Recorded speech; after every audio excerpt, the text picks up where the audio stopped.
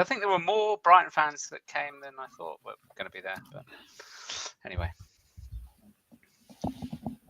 All right. I have no idea if that actually was... I don't know if we sounded over the intro. That doesn't matter anyway. But we are here. We're episode 285 of Together BHA. And we are... It feels like it's been a really long time since we've had an international break come upon the horizon. But unfortunately, they are back. And we've got one coming up. Possibly the worst time going for the Albion, isn't it? Usually... we get to international breaks over the last 2 years. It's like, maybe we'll get some injured guys back. Like, let's get people back and fit. Like, let's see if it would be a good opportunity to get people a rest. How are you guys doing, Robert and Adam? And do you both agree that like the international break has came at the worst time possible for the first time in a long time from an Albion perspective? I agree with you because I think form-wise it's quite disruptive because obviously we're in a very good patch. But I think if you look at the week that we've got when we come back, it feels like it's a good time to maybe get some of those injured, like Veltman back, maybe Lamptey back, Dunk back, O'Reilly back. Because what we've got, Forest and then Villa almost straight away after we come back. So I can see the positive of it. Is like it's a good moment to draw breath before what's probably like the most pivotal week of the season, really. I've got no complaints because all I've been doing over the last few months is sat here waiting, thinking I have to see Jordan Henderson in an England shirt. So for me, this is a monumental occasion. I don't want to watch the Albion win football games, or arguably should win football games against Manchester City at the Etihad. I want to watch Jordan Henderson play for England. Yeah, it turns out Thomas Tuchel just might be fraudulent as well. With Southgate too, boogaloo. Outside of that though,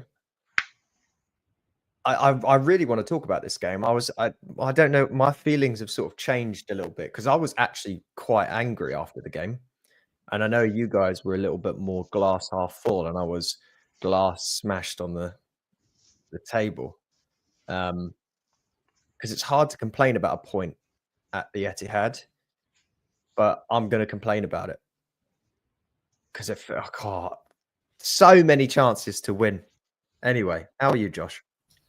I mean, you're absolutely right? Like to get the big one out of the way early, like we actually finished on a higher XG than they did, 2.04 to 1.72, and they had a penalty in that. So yeah, the swing was monumentally in our favor. And I agree with you. Like I am frustrated, but I think for me, like my biggest annoyance when I look at that Premier League table and like more and more, I just look back at those two Wolves and Leicester games and thinking that like most seasons they make 4 points make no difference come the end of the season. Maybe it's difference between 10th and 9th. This year, there's just a horrible sinking feeling for me that those two dropping those 4 points is going to be the difference between Champions League or Europa League football and nothing, and the consequences that come with both of those situations, right? I think that's my fear more than anything. You're right about that, but all of the gilt-edged chances, of which there was a variety that we'll talk about yesterday. Obviously, the standout is the Carlos Baleba miss. If he just does the most basic thing possible, at the time of recording, Arsenal were beating Chelsea with 10, 15 minutes to go. We would be sat joint fourth with a team that we've beaten twice in a row in a month or so ago. That's unfathomable. We're still in an unfathomable position, and we're currently on 47 points, 1 point off of what is essentially going to be a Champions League football. But with how congested everyone is from, let's face it, honestly, I think down to 12th, because Crystal Palace are on a complete tear. Mm-hmm. Where the difference between 4th and 12th is those moments. It is those moments back at Wolves, but it's those glaring moments against Manchester City. I'm going to be unusually positive as well and go, you've got to look at games where we've had the rub of the green as well, right? Like Newcastle away, they battered us for much of that game, and we came away with 3 points. Bournemouth at home recently, right? They played exceptional football, and we came away with 3 points. So we have had games where we've come away on the opposite side of the coin. So it probably balances itself out across the season, I reckon. I know you can look at it as a stark example. You can go, those 2 games were particularly horrific for dropping points, but I think I'm not going to get too hung up about it. I don't think that's an example. Don't you dare be sensible and pragmatic about this. Emotion only emotion. Yeah, it's a tough one. For Palace, the only copium I can take for Palace is that their running is very difficult. Manchester City, Newcastle, Bournemouth, Arsenal, Forest, Spurs away, whatever that's going to be, and then Liverpool as well. Like that's their in their remaining 7 games to run the end of the season is it is not a nice run. I also didn't mention us in there because I assume we're just going to roll over. Based on the fact that we've done so well. I can see us taking 6 points, a semi-final berth off of Forest and a win against Villa, and then lose to Palace. I know. I don't want that. We'll finish in the European places, have the best season ever, and Palace fans will still pretend they've won the entire Premier League by doing the double over us, and it'll just be an annoying side track. I know. What did we make of the consistency of our starting 11? Gomez came in for Ayari. That's the only rotation we had. We have the bench almost identical as well. Gruder back, Lamptey gone. Per Hertzler, he hurt himself during training quite badly. He'll be out for some time. I have to assume that, honestly, knowing Puerto Rico, that could be a season ender. Or it could be that he's fit for that very final run-in. But I think it's safe to say the Forest Villa Palace games he's probably not going to be available for based on Hertzler's statement. But I feel like it just makes such a difference, doesn't it? Being able to again put out another consistent lineup week after week. We're not having these midweek games come through. We're actually able to just rest up for a week and then again, same team, Ayari out, Gomez in. We'll talk about Gomez, I'm sure, because I thought he was excellent. But this is what we've been crying out for almost 2 years, isn't it? A consistent 11 that actually is able to play and not get crocked every 10 minutes. Yeah, it's excellent. And like you say, I find myself not really being able to take it in because it hasn't happened for such a long time. it's quite bizarre. But you can see the kind of partnerships being developed and sort of cemented, can't you? Van Hecker and Webster, other than Webster's, being Webster foul for the penalty, they've developed a really solid understanding in the last kind of 5, 6, 7 games, especially. So you get to see little things like that we've talked about, especially in defence, haven't we? The number of times we've had to chop and change partnerships on the field and not have enough time to actually develop them. We're now beginning to see it.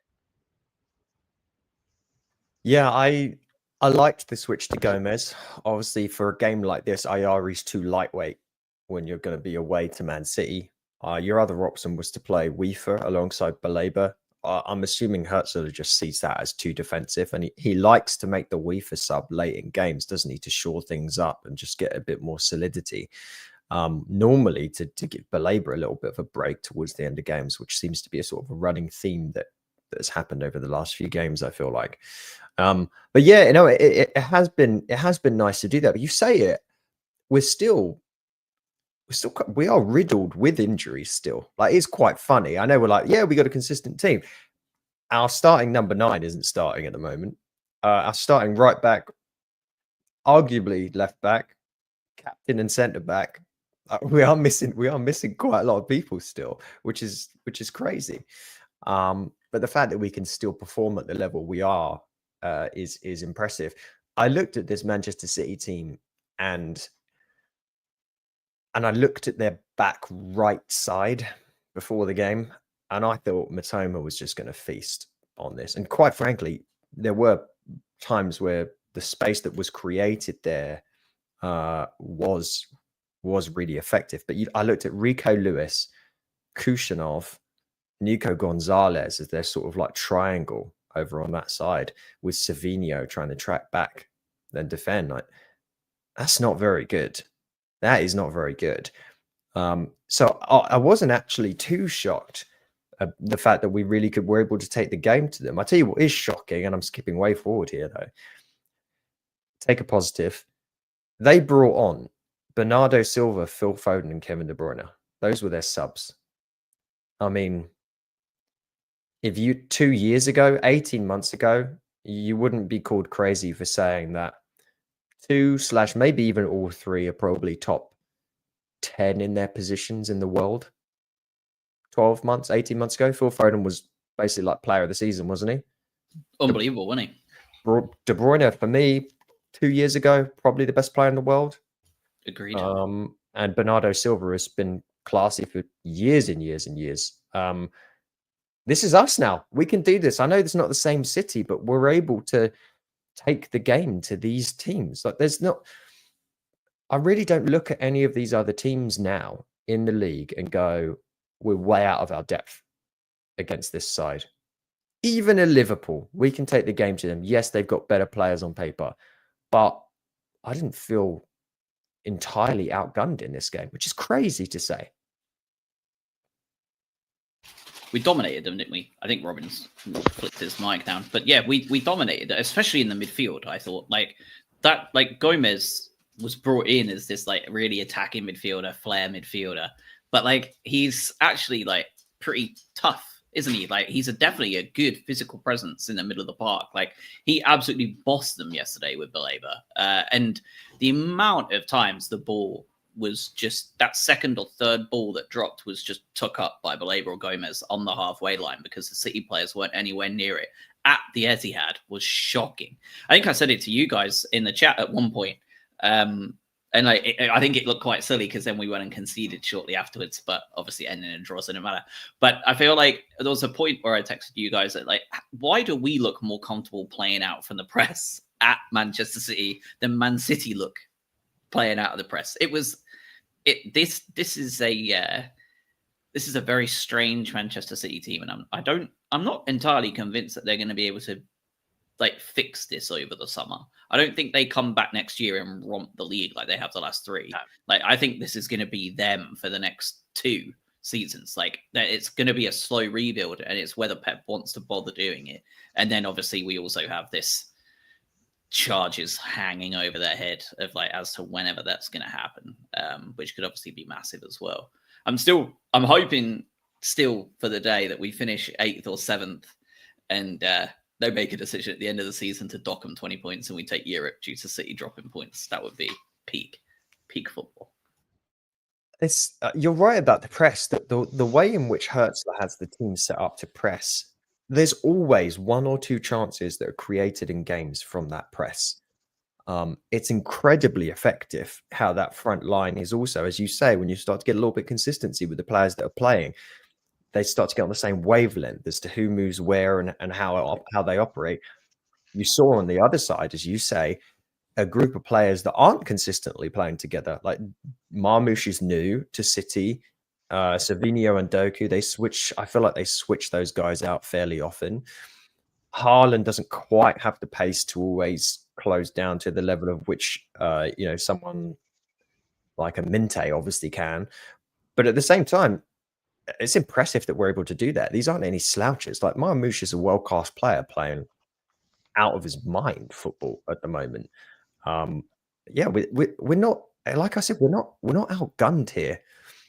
If anything, you could argue that in an alternate universe, we won this game 5-2. Genuinely.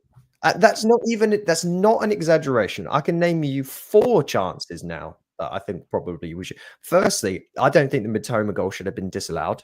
We could talk about that in more detail. Secondly, you had the chance, the Paul Gascoigne chance when Minte flew in at the far post, didn't get his boot on it. He should have done. Jack Hinshelwood, if he'd just crossed the ball instead of sideswiping it into the netting, guarantee that was a goal. And then obviously you had the Baleba chance. What is that? 3 or 4 of them? I also João Pedro probably should have scored his opportunity as well.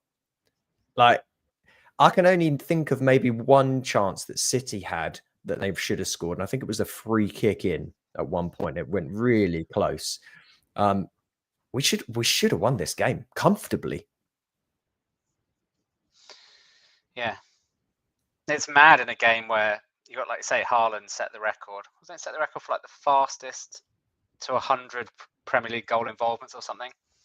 Yeah, like literally faster than any other Premier League player's done it. And in a game with him, it still felt like they were never going to blow us away. Which is, when you look at our record at the Etihad, especially after an early goal, right? Every time at the Etihad, we've conceded an early goal, pretty much. And generally, we've then been beaten fairly comfortably. But even after going a goal behind yesterday, it didn't feel at any point like they were going to blow us away. No. The mentality to come back is nuts, Josh. That's ended our 7-game losing streak at the Etihad. We've literally never done anything but lose at the Etihad since we got promoted to the Premier League. Like, fresh off of breaking the Fulham hoodoo as well. Correct. Yeah, exactly. And I saw a stat, which is an absolutely superb one. Purvis's free kick was the first goal conceded by City at the Etihad, direct from a free kick since Rooney in 2013. Wow. 12 years for those mathematicians out there. So what do we make of the penalty for Haaland to slot away? I'm assuming no complaints, and we can kind of just move on. It's a penalty. Yeah, agreed. And both goals, which I mean, Webster had the slight goal to look like he was trying to complain a little bit. It's like he's gone in, like he's been sold on making the tackle, and he's just wiped him out. Like it's just a penalty. What I found quite frustrating was that both of their goals came from our own individual errors as well. Both of them were misplaced passes in our own third, trying to get out, and there was no need to play those types of passes, and both of them were given away. That ended up them slicing through us for what was an excellent strike by Marmoush, and then just a stupid pass that should never have been allowed to happen in the first place for Haaland to score a penalty from. So I mean, again, like you cut out those individual errors, and like that goes away too, as well, right? Like, yeah, Fulham are beating Spurs 2-0 as well, by the way. So it's got Ange isn't going to be. It's got to be Ange gone now at this point, right? Yeah, there's not much left. I mean, their seasons. They're still in. They won in. Are they in the conference or is it Europa League? No, Europa. By the way, side note, did you see the draw for the Conference League? Like, whatever quarterfinals or whatever it is. I only recognise 3 of the club crests. It's made up. I think I saw some tweet of like someone comparing it to like the Pro Evo teams that you used to have. It was like London Reds and stuff where they didn't have the rights, so they just put up a fake badge. That's what the Conference League feels like. It's very funny that Chelsea's like star-studded group is playing against like potentially literal farmers. Do we talk about the foul on João Pedro? Foul in inverted commas in the run-up to the penalty? I've kind of watched it a couple of times, and I'm not sure now either way on it. Because I know we've criticised him. I think, Josh, you talked about it in the group. We've criticised him before for going down a little bit too easily, which has sometimes worked in his favour and sometimes not. But this time he tried really hard to stay on his feet. And we know we've talked about this before, both when trying to win penalties and trying to avoid fouls, that occasionally you just need to hit the deck, right? So I don't know. It's a bit of a difficult one. You're right. I think I'm watching it back as well. I think if he'd have gone down, we would have got a free kick. But I don't really think it was a foul. It was just really consistent tackling and pressing. I don't even know who was doing it. Maybe Nico Gonzalez, one of the players. But I mean, yeah, it was on him because he played then a really crappy little pass to Purvis that obviously didn't happen. But whatever. Because if that pass would have worked, you then had the ball at Estupinian's feet. You had 2 Man City players that are basically pushed out of position to try and get the ball off of João Pedro, and suddenly we're talking about a Brighton attack that happened. And this is really this sort of the setup of Hertzler's system. How many times did we see yesterday? You get the ball back quickly, and suddenly you're bombing it up the other end of the pitch, and that's just the way this side operates. It's on a knife edge, so sometimes it's going to work, and sometimes it's not going to work. So I'm not gonna fault him for that, just because I think it's that's kind of what makes this team tick, even if sometimes it fails. Yeah, I can appreciate that. Obviously, once they went 1-0 up, you thought, oh boy, it could be a time to strangle us to death in the way that Adam always laments just watching a Man City team just strangle the life out of someone. Is honestly some of the most boring football possible. Mm-hmm. And I had a worrying concern we might be rolling into that. But almost exactly 10 minutes later, we win a free kick in a good area, and Purvis Estupiñán, as we said, scores that goal for the first time in 12 years at the Etihad from a free kick. Why is he not taking more of these? He was on an absolute set-piece tear yesterday, wasn't he? Because I remember saying to you guys, I don't think he took a bad corner all game.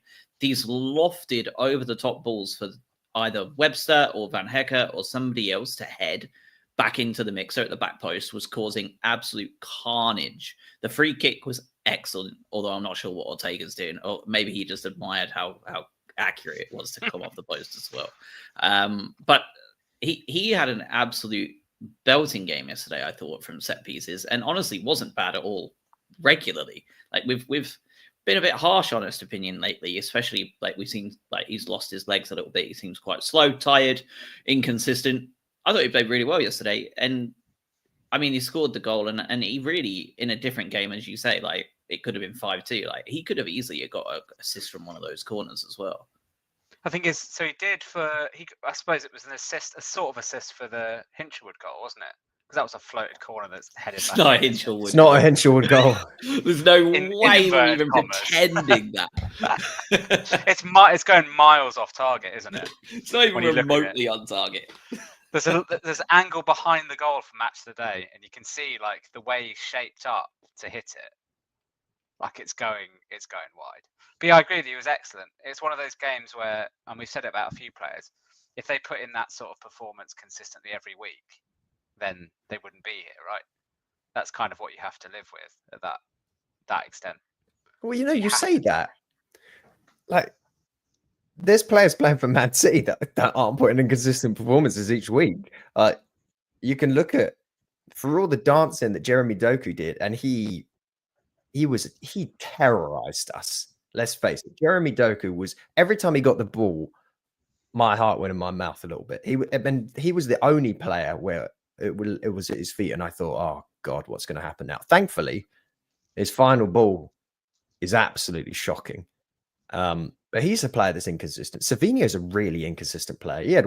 He should have scored at one point as well, and I don't know what he did, just sliced it into nowhere. They've got a lot of them. And God, that Kusanov guy, I said to you in that goal, obviously it's amazing that we score, but my word, I feel for that kid, because he just looks like he is way out of his depth, and he knows it, and everyone knows it. And it's just like, let this poor boy go back to like whatever team he was at and just do his thing.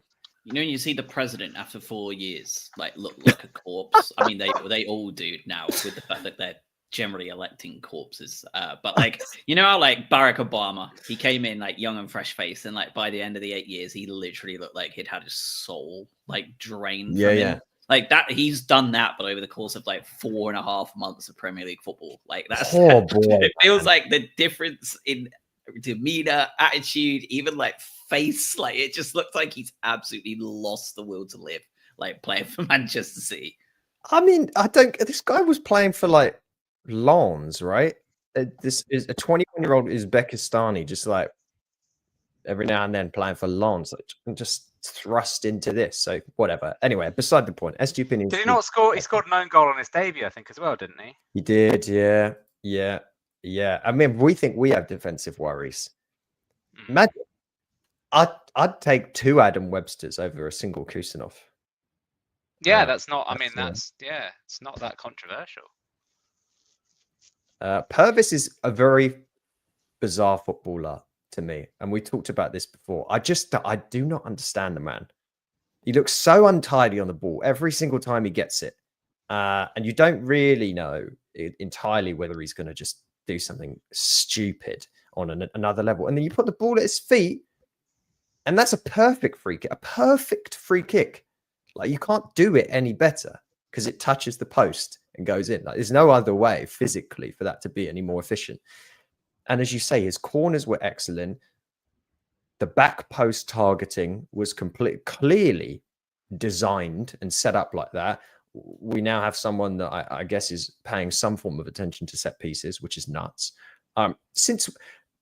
Imagine explaining to a Brighton fan, even a year ago, maybe even less, that we would go to the Etihad, we'd be annoyed we didn't win, and we would score both our goals from set pieces.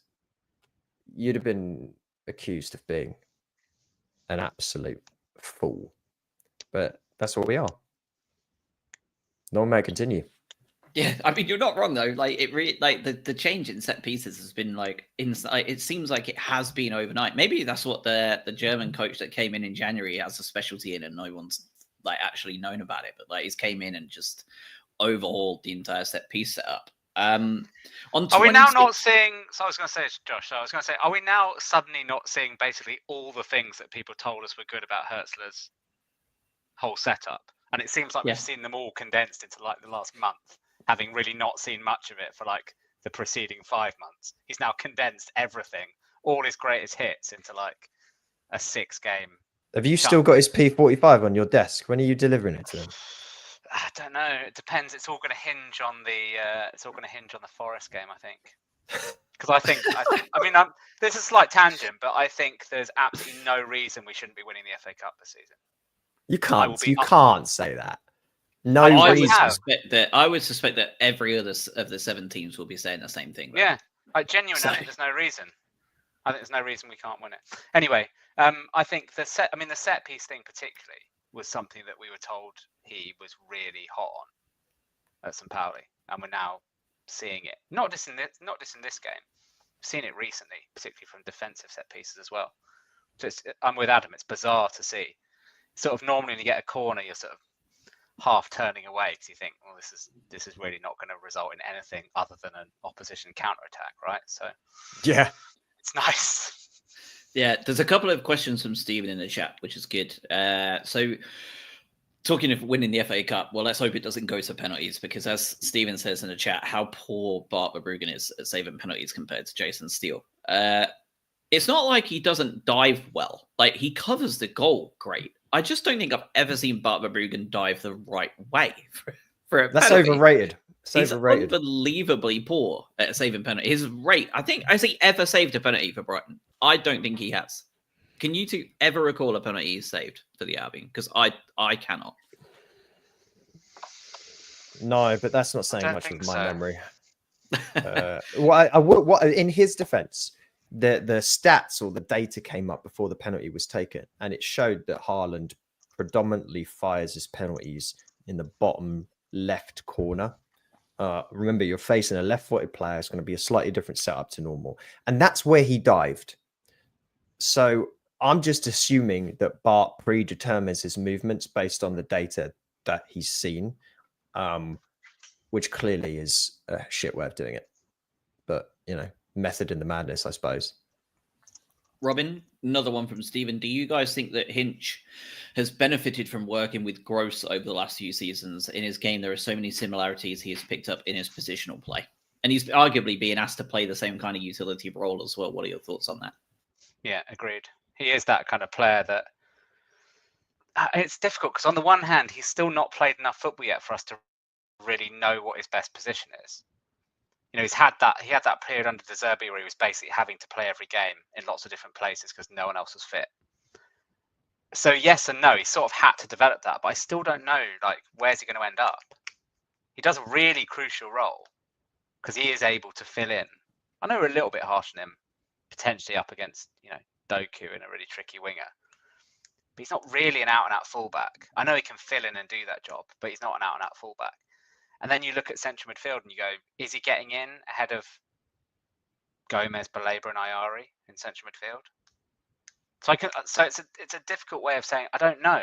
He does is he actually going to end up just being the ultimate utility player? But that only takes you so far, doesn't it? So I don't know. It's a really difficult one. Yeah, I'm trying to think if we had a fit right back, where does he play? And I think he does. And I will say, I'm going back to one thing first. Going back to the previous comment, I've looked up the data. Verbruggen has faced 21 penalties in his, I don't know about international, but in his just domestic or whatever career. He saved one. The last time he saved any penalties that I found was in February 2023. He saved 3 consecutive penalties in a shootout for Anderlecht against Ludogorets in your favourite competition, Adam. The Conference League. Oh, okay. All right. Well, yeah. I mean, I guess. Yeah, that doesn't. I mean, shootout penalties are a little bit different. I mean, I always feel like they're a little bit different because there's a lot more pressure attached to them in a shootout. I think because of the sort of the finality of it versus a regular penalty in a game. I think. Yeah, I mean, 1 in 21 is not great statistics. Outside of that, is it? So yeah, the eye test is correct, Stephen. It doesn't look good. I'd say with Hinshelwood. Firstly, you mentioned him in the England squad. He's been called up to the under-21s. I think that's the right place for him. If you haven't looked at the under-21 squad, I'd rather we played the under-21 squad as our main squad than what the main squad selection is. There's some really exciting players that they put into the England under-21 team, and there's a promising future there with a bunch of those players. Hinshelwood, for me, yesterday, despite the fact that a lot of people seem to claim he was excellent yesterday, I thought it was the worst game I've seen Hinshelwood play in a Brighton shirt. He, going forward, did some good stuff. No doubt about that. Created some great space, can drive up the right-hand side really, really, really well. His ball control yesterday was terrible. I vividly remember him fluffing and falling over the ball 2-3 times. He air kicked one time when we're trying to get out, in the corner flag, completely missed the ball, kicked his own foot. He did those things a couple of times, maybe even 3 times. And of course, I am judging him for his decision making when he's at the other end of the pitch with 3 Brighton players in the box shouting for the ball, and he just hoofs it into the side netting. That's unacceptable to do that, and hopefully he learns from that. But Jeremy Doku ripped him a new one. I think without Minte coming back and being on defensive duties as often as he did, he would have been taken advantage of even more. He's a great player. Hinshelwood's a fantastic player, and I really do think he will be a centre point in our midfield in the future, especially when some other players have moved on. But for me, yesterday was not good for him. Not a good day. I mean, I would go even further, given the current time of recording, and say that Jack Hinshelwood is going to be an England regular for the rest of his career. As soon as he gets called up, I think he will be an England squad player for the rest of his career. Like, I think he could go that far. And that, I think if you ask Jack if he has to be a James Milner type player where he never has a fully best position, but will get called up to England for the next 10 years, he'd probably take that over being put in his preferred position as centre midfield for the next 10 years and maybe getting a call up once, right? Because Jude Bellingham certainly isn't going to let him in. Like, I feel like it's not a bad career to have, is it? There's a lot. I feel like all 3 of us would have been quite happy to have lived that life. And going to Doku really quickly, obviously, like, he is exactly what we worried that Minte was looking like at the start of the season. Phenomenal burst of pace, beats a man. Everyone goes, wow. And then you go, oh, that was awful. The final product from Jeremy Doku has not evolved from the first time we saw him play for City. That's got to be worrying for City fans as well, right? Like, nothing has changed for Doku. He continues to be like mesmerizingly good, quick, skillful, talented, beats a man, and then produces jack shit after that. Like, it's got to be worrying for them, especially when, as you say, Adam, we really should have ripped them up down the left-hand side yesterday. And yet, how many times did we see Minte actually be such a problem for both Doku and Guardiola? Like, they absolutely did not know how to handle him. There was one moment where I'm sure you'll both remember it, where he got the ball and instead of go out wide, he just cut through them both and then got very excited and took a shot that like arguably would have been like one of the goals of the season for us if he'd have made that happen. When really he should have just either like hit it low or just, tapped it into someone, like whatever.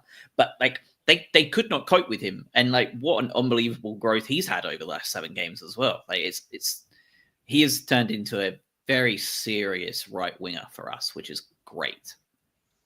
It's been a drastic evolution. I think we talked about this last week. The difference between what he was. I'm gonna define the Nottingham Forest game almost like a Christ-like moment, if you'll humour me, because I want to consider everything as before Nottingham Forest and after Nottingham Forest as this club and the attitude.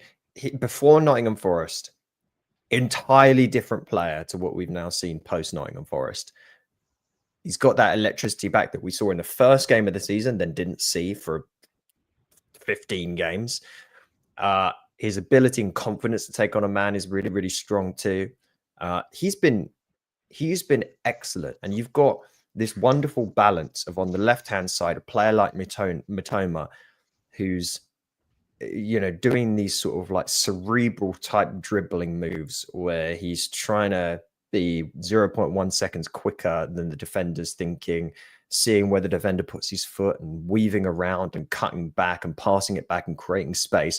Minte's like, nah, see ya. I'm just going to bomb down the right-hand side and then I'm going to murk you and then cut inside. And that's what I'm going to do. And the difference between the two sides gives us a nice edge. He's been wonderful. Jeremy Doku's a funny player. I remember seeing him play for Belgium quite a long time ago when he was really young. I don't believe really, unless there's probably someone I'm not thinking of. I think he's probably the best player in the world at dribbling and going around someone. His feet they just move at lightning speed. But yeah, I think there's a reason there's a discussion in Man City around, are they wasting Haaland? Because you've got players like Savinho and Doku on the wing who are fundamentally selfish dribblers who want to cut in and score. All Haaland wants is the ball to come into his feet or his head in the box, and those aren't the players to do it. And this is why you've seen this sort of degradation of the City side in some ways, where previously they're training the players like Grealish, stop being fun, just get the ball in and make something happen and create play. And now Pep seems to have given up on that. It's just like create chaos on the wings and see what happens. Oh, it's not working. Yeah, I mean, there was none of them, right? Like, there was none of those balls in yesterday that you think, Nothing. like, oh, shit, don't give Haaland that. Like, nothing at all. He must be frustrated. I am glad I transferred him in and captained him, though, because he always scores against us. So at least I got a couple of points from that on a dodgy week. But it's missing De Bruyne, isn't it? I know I've talked about it. Like, they are missing the kind of conductor. I mean, he's done, isn't it? Feels like yeah, there's nothing there. I mean, obviously they're missing Rodri. We've talked about that in other ways, but it seems like they are missing someone to actually conduct those. Boo-hoo. Fuck yeah, no, it's not. Yeah, it's and it seems like he doesn't have the answer to it right now. De Bruyne is now Pep.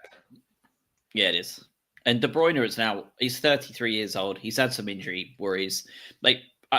I agree with you, Adam. Like 2 years ago, I thought he was the best player on the planet. Like what he could do with the ball was just unbelievable. Like same level as like Messi, but like totally different skill set. Like you would just be like, what on earth is this man doing? Like in a different way.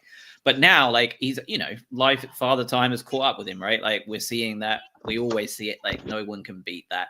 And for him, like, he may play 90 minutes against Southampton, against Leicester, but like, you're not putting him in for a 90-minute game in the Champions League anymore because he can't do it anymore. So like, they have to fix that. They have to figure it out. And re-signing Gundogan isn't the solution, right? Because he's older, I'm pretty sure, than he is. Yeah, he's 34. So I'm not sure what the answer is there. But coming into, obviously, Marmoush puts them 2-1 up, going into halftime. Mitoma, Baleba, Pedro, all on yellow cards. Had a big worry there, didn't we? I think about the idea of finishing with 10 men.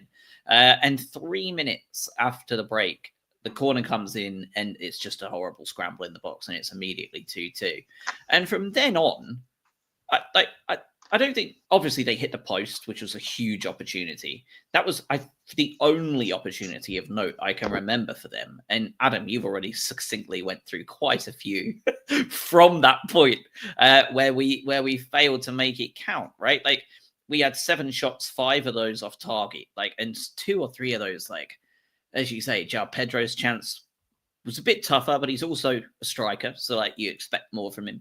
Balaba's is just like I truly believe, and I honestly truly believe that like if one of us was running onto that, it may end up being saved, but I think we would probably get it on target. Bold of you to assume we can run.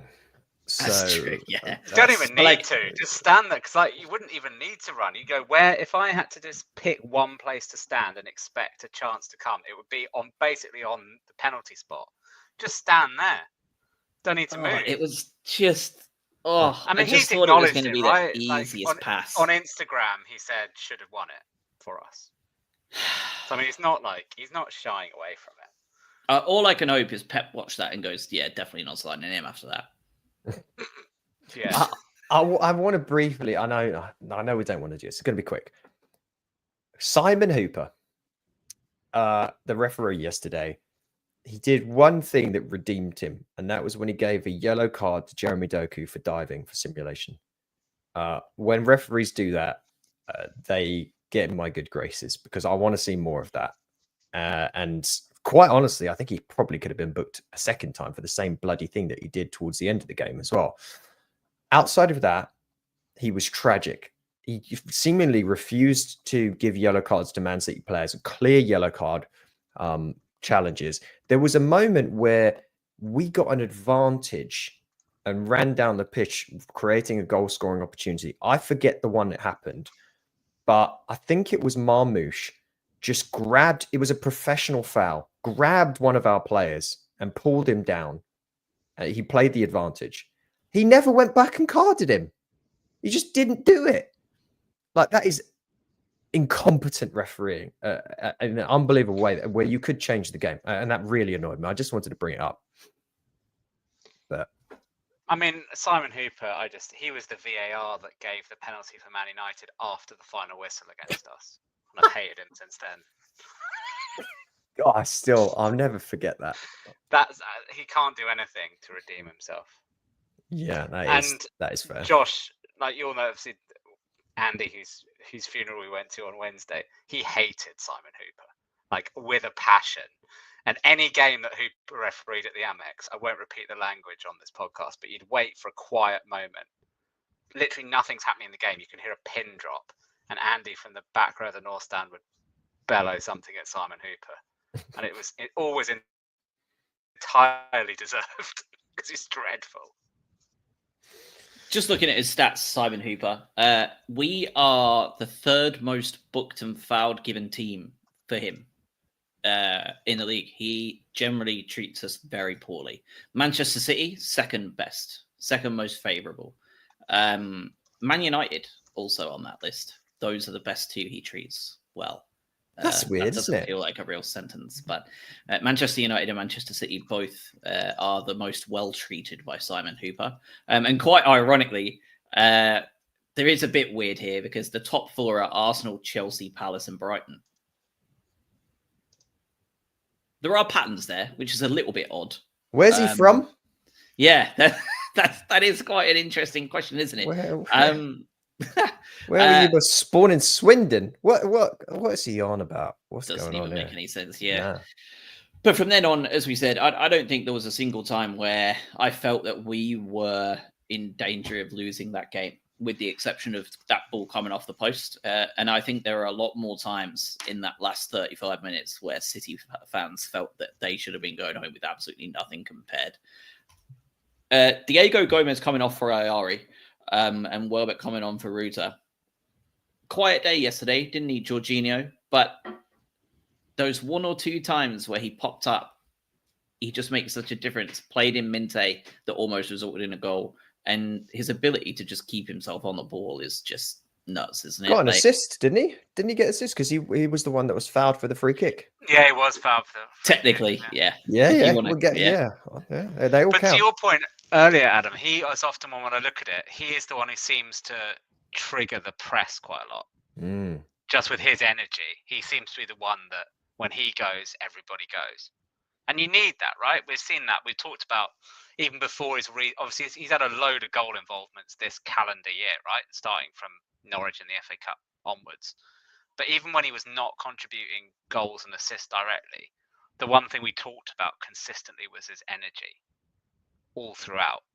And I think he's a key cog in that wheel, which is why I think often we've seen in recent times, if you have a straight swap between, if Welbeck's going to start and you've then got a decision as to who's going to start after that, is it Jorginho or João Pedro? That's why I've seen Jorginho in ahead of João Pedro, I think, occasionally, because of that energy and that ability to lead the press.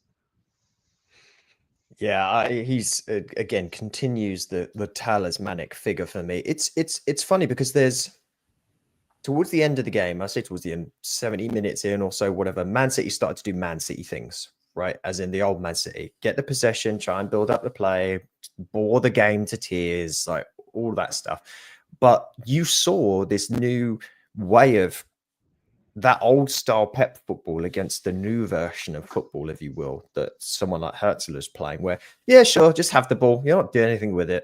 And you didn't do anything with it. And in the interim, we're going to then bomb up the end and arguably should have scored 3 goals each time you faff with it. And, you know, on a different day, I keep watching the Minter one back as well. I can't believe he missed it. In some ways, that one might be more gilt-edged than the Belabor one. The Belabor one, I did fall to my knees.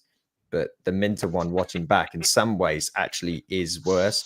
I'm not using that just as a phrase. I genuinely fell to my knees because I was stood up when the ball came in. And when he skied it, I genuinely just fell onto my sofa. Yeah, unbelievable. It's, again, though, I know we talked negativity at the start, or I did specifically. But think about the context of that. We're annoyed that we didn't comfortably, soundly beat Manchester City at the Etihad. That's ridiculous. This is a Man City side that we got 4 points from this season? We beat them before, didn't we? We beat them at home, yeah. Like, come on. This is ridiculous. And you go back to someone like Ruta. I don't think that anyone had their best game in an Albion shirt yesterday. But there were a bunch of really solid performances. And going back to what you said at the start, Josh, the consistency, the amount of interplay that you started to see and quick one-touch passing to create opportunities and then just get it up the other end of the pitch was so good at certain points to create all those opportunities. We also weren't shy like we used to be under De Zerbi to punt the ball up very clearly. And I don't know if you saw, Verbruggen wanted to get the ball up high and try and take advantage of the defensive weaknesses that Man City had. And we often would get that ball just bobbing back from a defensive header from City to then create another opportunity. So we're not afraid to mix it up in that regard as well. And overall, it's really impressive. Everyone's waxing lyrical about Palace and Forest. Go and look at a form table. We're second only to Liverpool in the form table.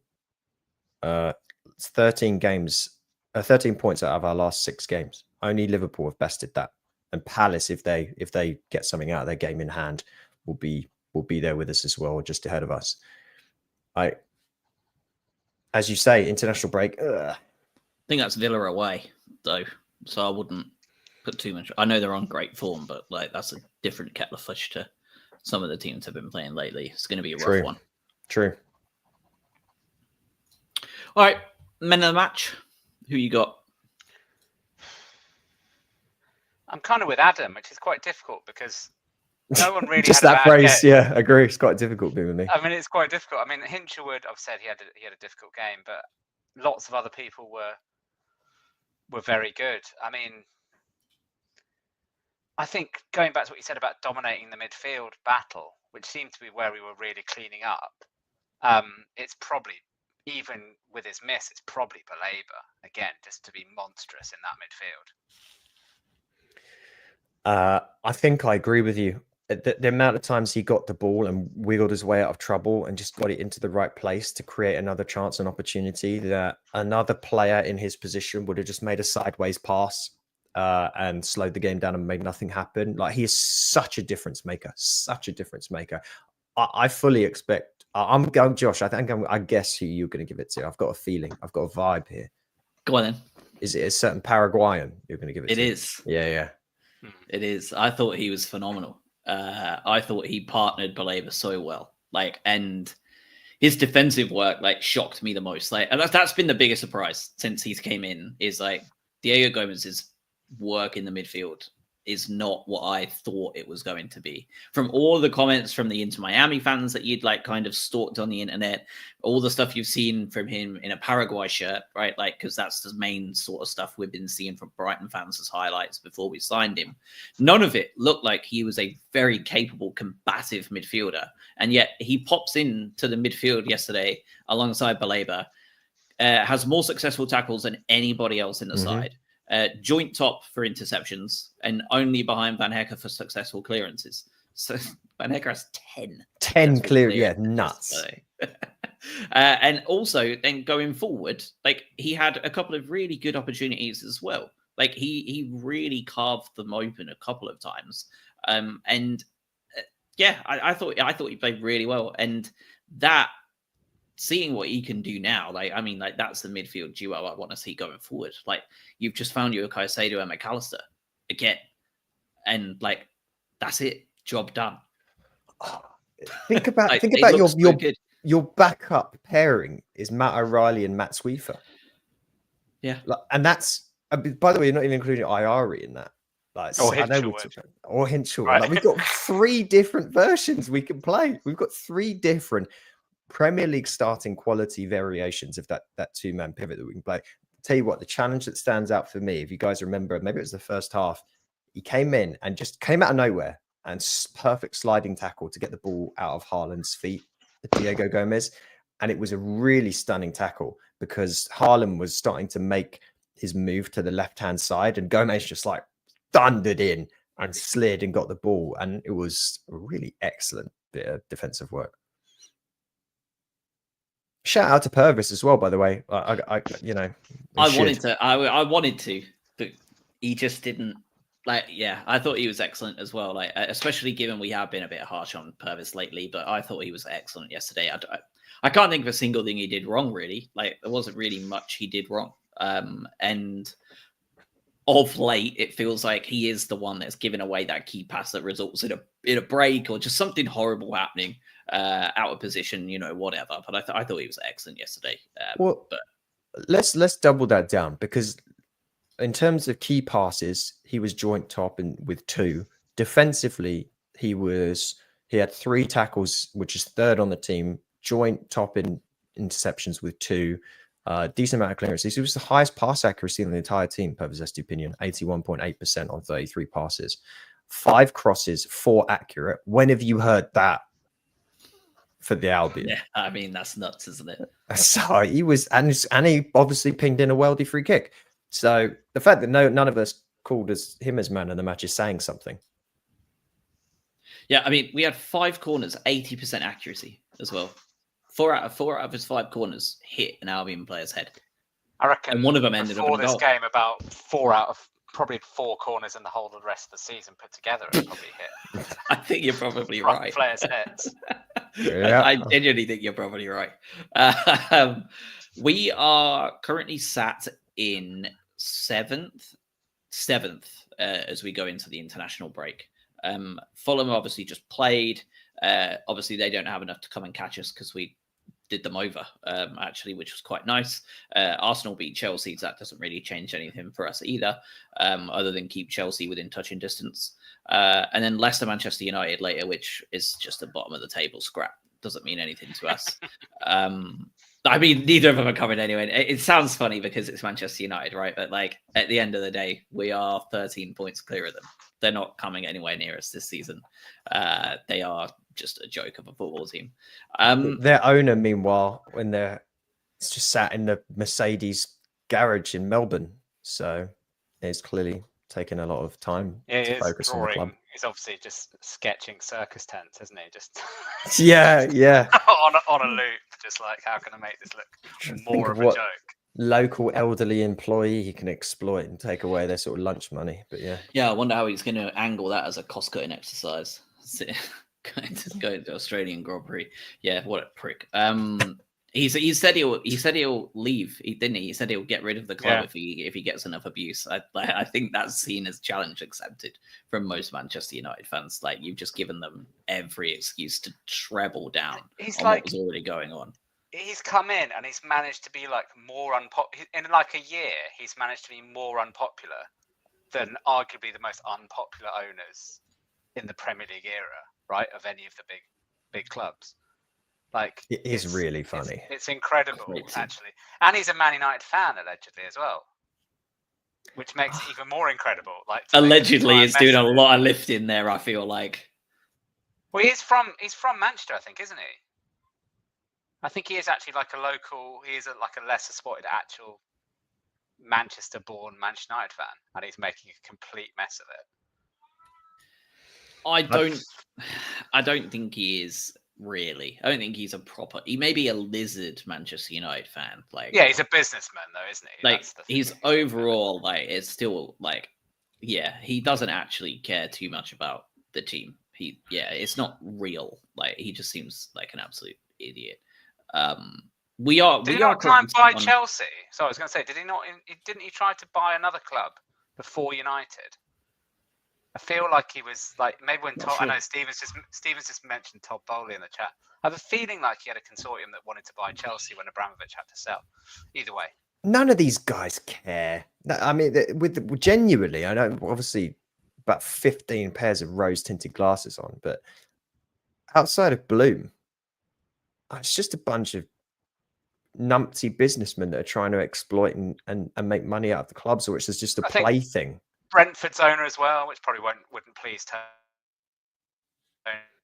obviously, given their history. Yeah, the Brentford owners from a similar Delia, Ed Sheeran, partial investor in Ipswich. Yeah, I don't know. I've got absolutely zero respect for any of these clowns for the most part that run the football club. Again, apart from Bloom, who Josh had a little horse as well, didn't he, this week? He did, well. Mr. Paneros. Yeah, he had two of them run on Wednesday, and I had some money on both of them, and they both didn't even finish, which was a disaster. I hope Mr. Tony put a bunch of money on his horse on Friday, because it was 100-1 at the off, and it won. So imagine if he's put like 50 grand down. Like, that's a new signing right there, isn't it? That's a Kaoru Mitoma renewal done. How does he manage this stuff? I just don't get it. Like, how does he manage this stuff? Because I mean, I know this is a fairly obvious thing to say, but 100-1 doesn't win that often. Like, it's not like a normal thing to occur. He's taken this Brighton team from the ashes to, well, on the verge of Champions League football. Has got a bloody 100-1 horse. He's got other clubs that are doing well. Like, what is this man's special sort? I don't get it. Well, you set me up to brag about it, so I'm going to. So I was there on Friday, and I put money on it, and I won. So I was very smug. That was basically the rest of my day paid for, and then some, significantly so. So never doubt Tony Bloom. I may have lost like 30 quid on his other horses, and then like made such a monumental return from him. Doesn't matter. I could lose another 400 quid on Tony Bloom horses and be in profit. But you've just summed up his model, right? Yeah. Like, all he needs is one Moises Caicedo, and he can have 20 flops, right? You've got to go through your Ali Reza Jahanbakhsh and your Jurgen Locardius to get your Matomas. You know, that's what occurred. Yeah, exactly. You do, yeah. All right. There's 9 games left in the season. We are sat on 47 points. Chelsea in 4th on 49, and Palace, because of the run they're on, in 12th on 39. Given with a game set of money, yeah, and well, not just them, Newcastle as well, right? Given that, what do you think we need? What points wise, what do you think is going to be enough for 7th place, which is likely to be the European spot, the Conference League, right? How many points do you reckon is going to be enough for us to make European football with only 9 games left to go? I think Steven said exactly what I was going to say. 62, 5 wins gets us 7th, I think. 5 wins from our next 9. So you're asking a lot of the team, aren't you? Still. Yeah, you Where are. are the 5? Where are the 5 wins coming from? Leicester at home. Can we do that one a few times?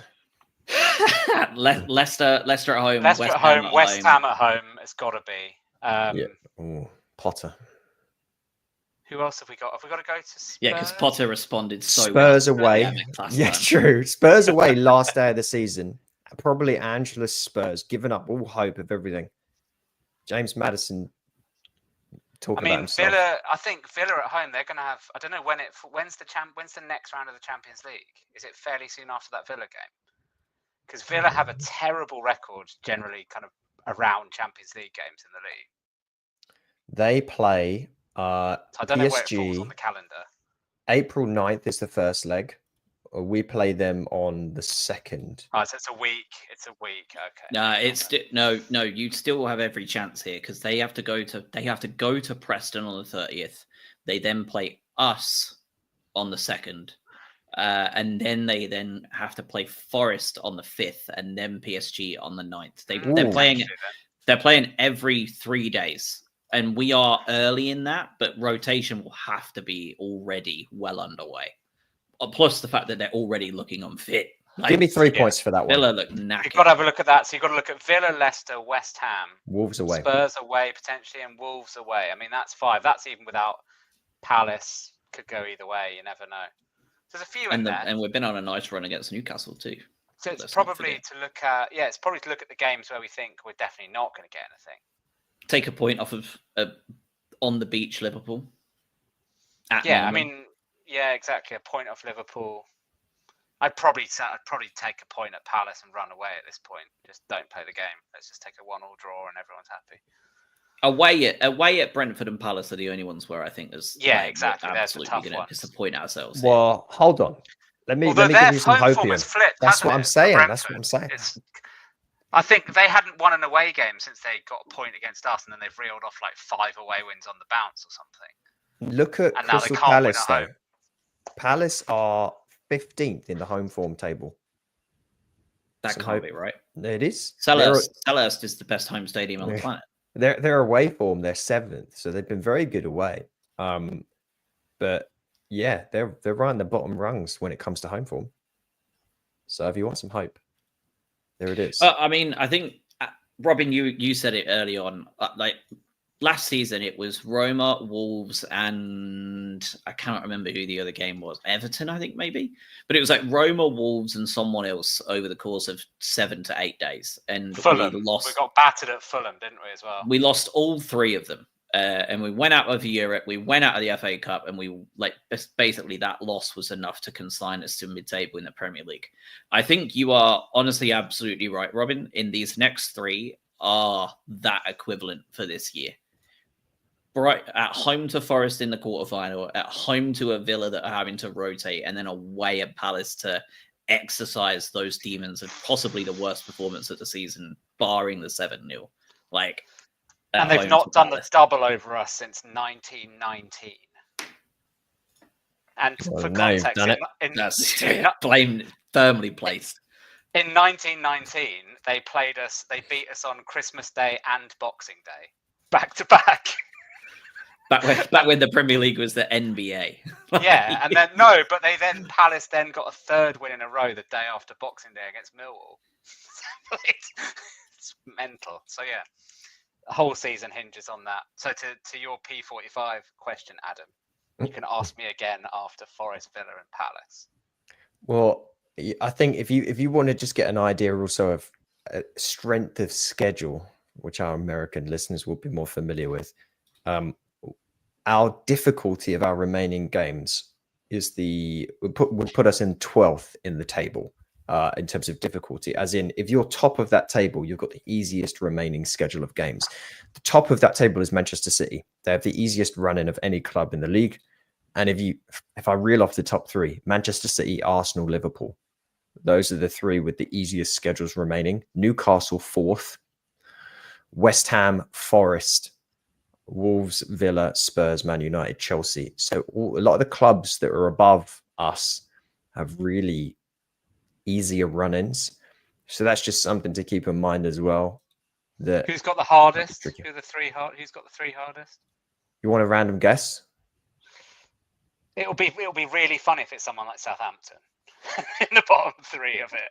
It's not. Everton has the hardest. Okay. They've I mean, it's got- irrelevant because no horrible. one's going. I mean, relegation places are pretty sewn up, I think, anyway. So Ipswich 19th. So Yeah, Ipswich just taken out back and shot. Fulham 18th. And then Palace interesting. 17th. Well, it could be us and Fulham for 7th and 8th. So it's really interesting, isn't it? That mosh pit of like where we are is really intimidating, isn't it? Just because you can fancy Bournemouth to beat any team in the league at any point. You could say the same for Villa, Fulham, us, Newcastle. You really can. It's going to be incredibly interesting. And it's going to be also then I know we talked about the FA Cup, right? The 4 teams that then go through to the semi-final, you've then got half an eye on that, haven't you? So conceivably, it could be us and Fulham could both go through to the semi-finals, and then you go, do you have half an eye on that as well? It's all sorts of factors in there as well, aren't there? Well, you said we're going to walk the FA Cup. You said. Well, I said, and no reason why we shouldn't win it. I mean, I stand by that. Okay, so Fulham versus Palace, Preston versus Villa, Bournemouth C. I actually think Bournemouth might win that. Yeah, I think Bournemouth going to turn City over. I genuinely do. I think Villa are probably the favourites for it, but we've seen they're still in the Champions League. They're knackered. It's different if they go deep in the Champions League as well, or deeper in the Champions League. It's it's a funny thing. Any of PSG though, they're not, are they? Surely. PSG have been superb. Been. I'm so glad they beat Liverpool. I'm a big Luis Enrique fan. Really good guy. I hate PSG themselves, but the fact that he's managed to come in and take a team that was basically the Harlem Globetrotter version, get rid of it, put players in and get them to do the right stuff. Like that's, I think, fine. This actually might be, maybe it's their year, PSG, for the Champions League. Who knows? But it's also quite nice they flipped their kind of superstar model on the head slightly, haven't they? Yeah, that's what I'm saying. Yeah, gone a nice little different route. But either way, I think the FA Cup, to come back to it, is obviously with City still being in there, like you said earlier, Josh. Not afraid of them anymore. You go back even 2 years, you draw City in the semi-final, and you're like, oh, that's nice. Good to have a run to Wembley, but that's it. Whereas these days, you never know if you got City in an FA Cup semi-final. You don't know. Gloves are off. I'll tell you what, with Villa, very quickly to touch on this, like they've had such a stupidly fortunate Champions League run. It really has been. Their biggest, obviously, win was that home win against Bayern Munich. You can't take that away from them. That's excellent. Outside of that, it's been a bunch of crap. Juve is the worst Juve team in 10 years. Brugge in the knockout. What are we doing? They're getting a lot of praise, Villa, but their league form's been crap. The Champions League has been a cakewalk for them. They're on fraud watch for me. What do we need today for the Carabao Cup to help us with our European ambitions? We want Liverpool to win, don't we? Because then the European spot drops down. To 7th. Yeah, we want Liverpool to win. It's just not even up for debate. I don't so know. If Newcastle win, it's top 6 still. Pretty much, unless they then also finish in the European spots themselves. Which they will. I don't know. It's all confusing. I just don't want Newcastle to win, to be honest. Can they both lose? Well, exactly. That would be quite nice. But honestly, if Newcastle win, we will hear nothing. We will hear nothing but it for the next several years, and I'm not down for that. I just can't ever wish for Liverpool to win anything. So I think I can't either. It's a nightmare scenario. It is a nightmare scenario, but it's like I'm ever so slightly more bothered by Newcastle winning than Liverpool.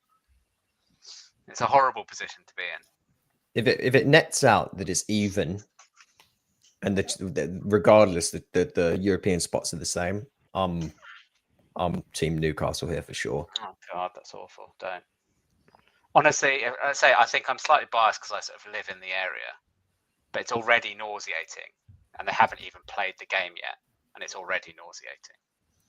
Well, it is a bit of a Sophie's choice, but it would just be so funny for all of the waxing lyrical that's been done for Liverpool and all of the filleting of Arne Slot and this Salah's the greatest player in the world. It'd be just so funny if they just crashed out of everything and lost everything. And the only thing they got, I say the only thing, they just got the league and failed everything else. That'd be really funny. Do you know the thing about Newcastle? The last thing about Newcastle is that it's this narrative in the media that they deserve to win a trophy because they've not won one for so long. And it's like, that's not a thing. It's like, that's like me saying I deserve to win the lottery because I've not won it before. Like it's mental.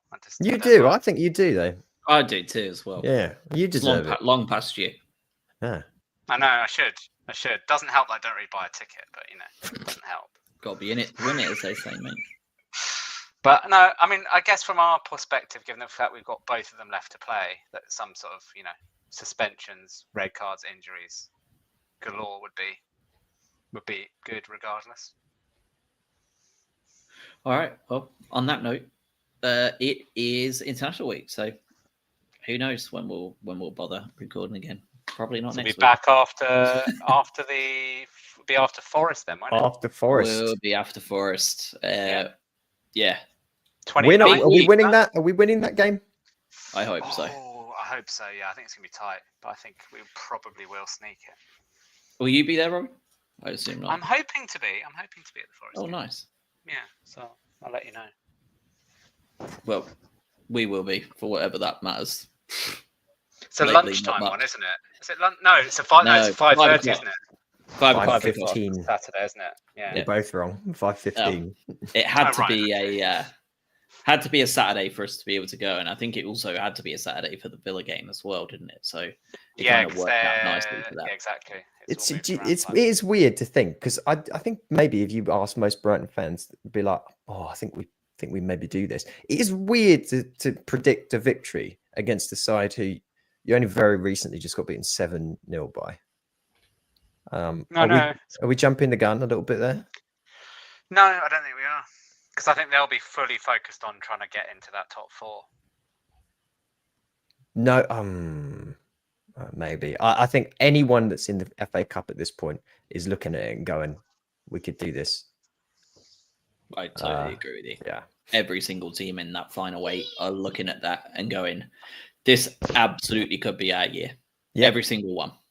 And every single one of those 4 that lose will see it as they will all, some forum somewhere will have a large chunk of fans going, "This is the best chance we'll have for a long time. We fucked it." Except for the City fans. Well, yeah, except for City, yeah. We said that. I think that when we lost to Man United, we said that. We lost on penalties. We did. Because we'd had a decent run through. We did. All right, so we will be back in 2 weeks' time. Adam and I are just going to be enjoying the return of the Formula One in the meantime. I'm not sure how Robin's going to spend his international break, but I hope it's a good one for everybody.